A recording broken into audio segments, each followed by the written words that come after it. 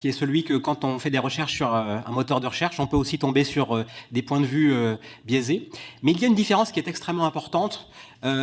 c'est que ce sont des logiciels qui, quand ils conversent, le font avec un ton, une expertise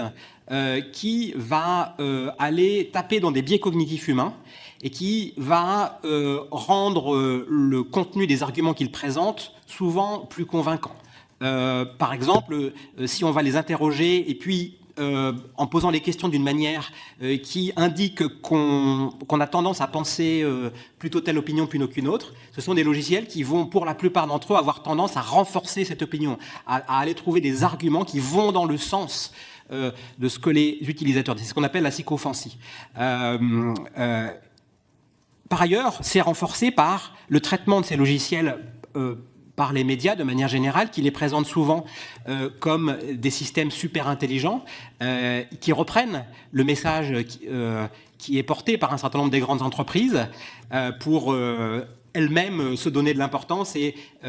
trouver un certain nombre d'investisseurs. Et souvent, le message que la plupart des gens reçoivent, c'est tout simplement, ce sont des systèmes qui sont plus intelligents que les humains, qui nous battent dans plein de domaines, et donc probablement que ce sont eux les plus experts, et donc s'ils me disent ça, pourquoi j'en douterais. Et puis enfin, un certain nombre de ces systèmes, ça va encore plus loin, construisent des liens émotionnels, affectifs avec leurs utilisateurs, ce qui d'abord peut être particulièrement dangereux vis-à-vis des enfants. On a vu des drames récemment, mais qui participent à l'effet de conviction très forte et de court-circuitage des circuits de l'esprit critique, on va dire.